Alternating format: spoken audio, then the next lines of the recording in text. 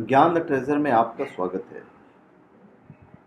और हम आपको बताएंगे कनकधारा स्तोत्रम के बारे में, जिसकी सहायता से शंकराचार्य ने सोने की बारिश करवा दी थी। आप भी करवा सकते हो। संस्कृत में तो बोलना बहुत कठिन है सब लोगों के लिए।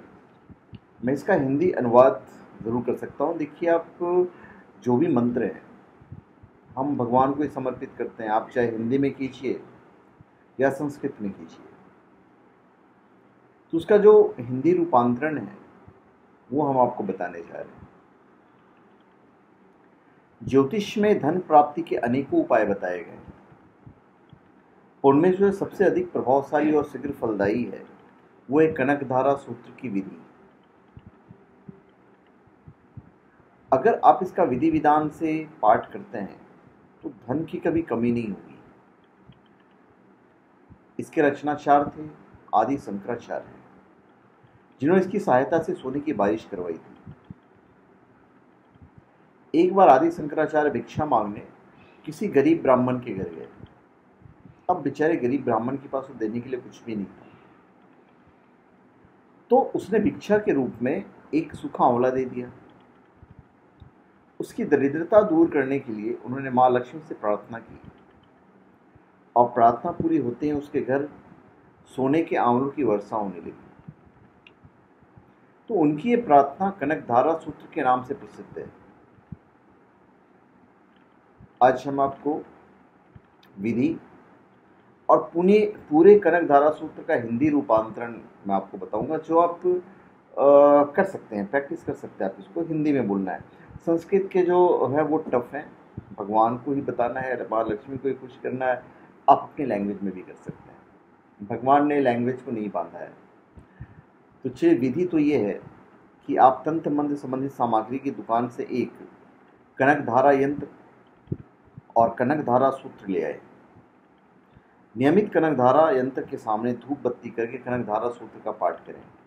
अगर पॉसिबल है संस्कृत में पढ़ना तो आप कीजिए, कोई प्रॉब्लम नहीं है। अगर आप नहीं कर पा रहे हैं, संस्कृत का उच्चारण गलत नहीं होना चाहिए, तो फिर उसका हिंदी रूपांतरण हम आपको दे रहे हैं। और यह है कि अच्छी बात यह है कि आप किसी दिन भूल भी जाएं तो बाधा नहीं आती है, क्योंकि सिद्ध मंत्र होने के कारण चैतन्य माना जाता है। तो चलिए हम आपको बताते हैं कि करना क्या। मंत्रों का उच्चारण में आपको तो मैं भी नहीं कर पाऊंगा, क्योंकि इसके बहुत ही टफ उच्चारण है। तो मैं आपको हिंदी रूपांतरण करने जा रहा हूँ। मतलब शुरुआत जो करना है, हे माँ लक्ष्मी, जैसे भ्रमरी अधखिले पुष्पों से अलंकृत तमाल वृक्ष का आश्रय लेती है, उसी प्रकार जो दृष्टि श्रीहरि के रोमांच से सुशोभित सी अंगों पर निरंतर पड़ता रहता है, तथा जिसमें संपूर्ण ऐश्वर्य का निवास है, संपूर्ण मंगलों की अधाष्टरी देवी भगवती माँ लक्ष्मी का वह कृपा दृष्टि मेरे लिए मंगलदायी। मैं एक काम और करूँगा कि जो इसका हिंदी रूपांतर है वो तो मैं कह ही रहा हूँ, संस्कृत जो मंत्र हैं वो मैं डिस्क्रिप्शन बॉक्स में लिख दूंगा, आप देख लीजिएगा। अगर पॉसिबल है संस्कृत में करना तो आप कीजिएगा। हम आगे बढ़ते हैं। मैंने ब्रेक लिया 1 सेकंड का। जैसे भ्रमरी कमल दर पर मंडराती रहती है, उसी प्रकार जो श्रीहरि के मुखार विंद की ओर बराबर प्रेम पूर्वक जाती है और लज्जा के कारण लौट आती है, समुद्र कन्या लक्ष्मी की वह मनोहर दृष्टि मुझे धन संपत्ति प्रदान करे। जो संपूर्ण देवताओं के अधिपति इंद्र के पद का वैभव विलास देने में समर्थ हैं, उन मुरारी श्री हरि को भी आनंदित करने वाली है, तथा जो नीलकमल के भीतरी भाग के समान मनोहर जान पड़ती है, उन लक्ष्मी जी के अधखुले नेत्रों की दृष्टि क्षण भर के लिए मुझ पर भी अवश्य पड़े। शेष साई भगवान विष्णु की धर्म पत्नी श्री लक्ष्मी जी के नेत्र हमें ऐश्वर्य प्रदान करने वाले हैं, जिनकी पुतली तथा बरौनियां अनंग वशीभूत हो, अधखुले किंतु साथ ही निर्निमेष नयनों से देखने वाले आनंद कंद श्री मुकुंद को अपने निकट पाकर कुछ तिरछी हो जाती हो। जो भगवान मधुसूदन के कौस्तुभमणि मंडित वक्ष स्थल में इंद्रनीलमयी हारावली से सुशोभित होती है और उनके भी मन में प्रेम का संचार करने वाली है। वह कमल कुंजवासिनी कमला की कृपा दृष्टि मेरा कल्याण करे। जैसे मेघों की घटा में बिजली चमकती है, उसी प्रकार जो कैटभ शत्रु से विष्णु के काली मेघमाला के समान श्याम वक्ष स्थल पर प्रकाशित होती है, जिन्होंने अपने आविर्भाव से भृगुवंश को आनंदित किया है, जो समस्त लोगों की जननी है, उन भगवती लक्ष्मी की पूजनीय मूर्ति मुझे कल्याण करे। समुद्र कन्या कमला की वो मंद अलस मंथर और अर्धोन्मिलित दृष्टि, जिसके प्रभाव से कामदेव ने मंगलमय भगवान मधुसूदन के हृदय में प्रथम बार स्थान प्राप्त किया था, वही दृष्टि मुझ पर भी पड़े। भगवान नारायण की प्रेयसी लक्ष्मी के नेत्र रूपी मेघ दया रूपी अनुकूल पवन से प्रेरित हो दुष्कर्म रूपी धाम को चीरकाल के लिए दूर हटाकर विषाद रूपी धर्मजन्य ताप से पीड़ित मुझ दिन रूपी चातक धन रूपी जलधारा की दृष्टि करें। विशिष्ट बुद्धि वाले मनुष्य जिनके प्रति पात्र होकर जिस दया दृष्टि के प्रभाव से स्वर्ग पद को सहज ही प्राप्त कर लेते हैं, पद्मासना पद्मा की अविकसित कमल गर्भ समान कांतिमय दृष्टि मुझे मनवांचित पुष्टि प्रदान करे।